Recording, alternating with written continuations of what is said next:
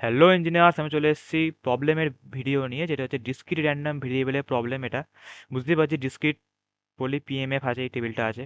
তো আমাকে যেটা বার করতে বলেছে সেটা হচ্ছে ভ্যারিয়েন্স অফ 2s+1। তো এটা মানে আমরা কি লিখতে পারি, প্রপার্টি থেকে var of S plus B. কি বলেছি যে ব্র্যাকেটের ভেতর কি আছে কিচ্ছু মাথায় রাখবি না, কিছু দেখতেও যাবি না, শুধু তোদের কাজ হচ্ছে এক্স এর কোএফিসিয়েন্টটাকে লক্ষ্য করা, তার স্কোয়ার ইন্টু ভ্যার এক্স, যেটা আমরা বার করবো।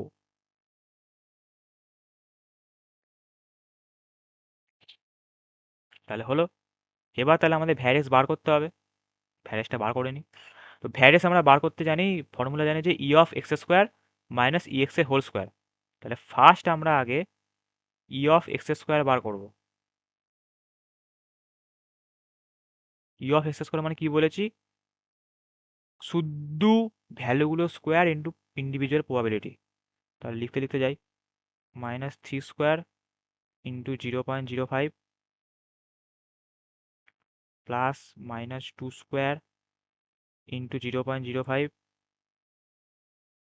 সরি 0.05 না, 0.1, 0.1 প্লাস -1 এর whole square into 0.3,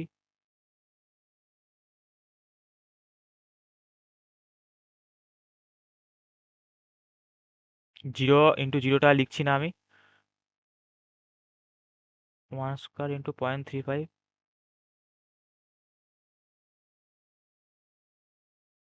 plus 2 square into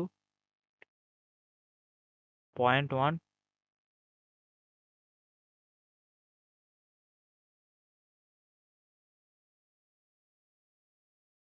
plus 3 square into 0.1 হলো। পরপর করে আমরা লিখে নিলাম। এবার যদি এই ভ্যালুটা তোরা ক্যালকুলেট করিস, তাহলে তোদের যে ভ্যালুটা দাঁড়াবে সেটা হচ্ছে 2.8। তোরা মিলিয়ে নিবি, এটাই আসবে, তোরা মিলিয়ে নিবি। কিভাবে করতে হলো দেখিয়ে দিলাম, 2.8। এরপর আমাকে বার করতে হবে কি, ই অফ এক্স। কারণ ই অফ এক্স এর তো হোল স্কোয়ার করতে হবে, তাহলে ই অফ এক্সটাকে আগে বার করতে হবে। তাহলে ই অফ এক্স ইকুয়াল টু,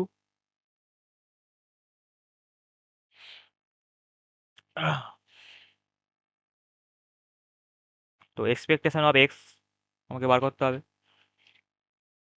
তো শুধু এই যে স্কোয়ারগুলো লেখা আছে মাথায় মাথায়, এই স্কোয়ারগুলো শুধু থাকবে না, স্কোয়ার ছাড়া যে ক্যালকুলেশনটা সেইটা আমি আর লিখছি না কিন্তু। কারণ ই অফ এক্স মানে হচ্ছে মাথায় যে স্কোয়ারগুলো আছে সববার, সেই স্কোয়ারগুলোকে বাদ দিয়ে যে ক্যালকুলেশনটা সেটা, মানে আমি যদি সববার মাথায় থেকে স্কোয়ারগুলোকে মুছে দিই, নিয়ে যে আমাদের অ্যান্সারটা আসবে সেটা হচ্ছে এক্সপেকটেশনের ভ্যালু। তো সেটা কত আসবে, সেটা হচ্ছে আমাদের 0.2।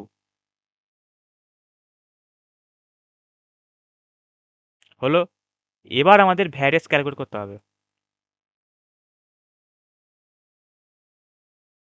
এবার আমাদের ভ্যারিয়েন্স ক্যালকুলেট করতে হবে। তো ভ্যারিয়েন্স আমাদের যেটা হবে সেটা হচ্ছে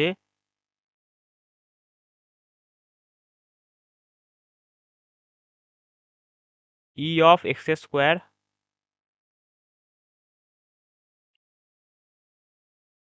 আর ই এক্স এর হোল স্কোয়ার। আর এই এক্সগুলো মানে ওরকম নাম্বার কেটে নেবে না কিন্তু, এগুলো হচ্ছে ক্যাপিটালে লেখাই ভালো।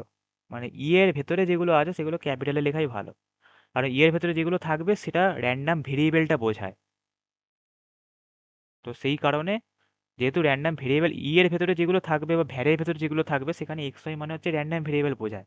তো এগুলো ক্যাপিটালি লেখাটা ভালো, ক্যাপিটালি লেখার চেষ্টা করবি। খুব যদি স্মল লিখে ফেলিস খুব একটা নাম্বারে এফেক্ট পড়বে না, মেন ওরা ক্যালকুলেশনটা দেখে।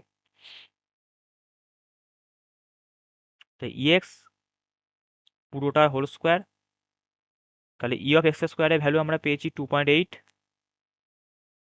মাইনাস ই এক্স এর কত ভ্যালু পেলাম 0.2, তাহলে 0.2 হোল স্কোয়ার,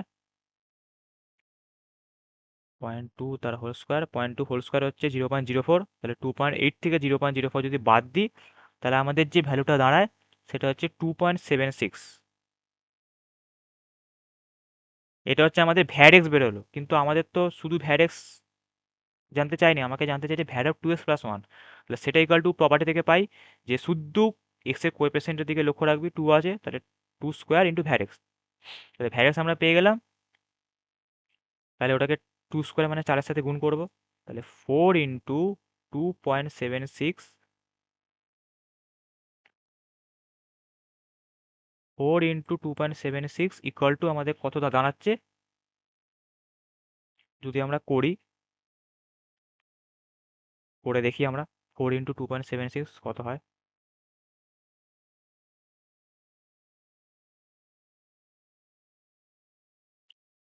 4 ইন্টু 2.76 দাঁড়াচ্ছে হচ্ছে আমাদের ভ্যালুটা 11.04,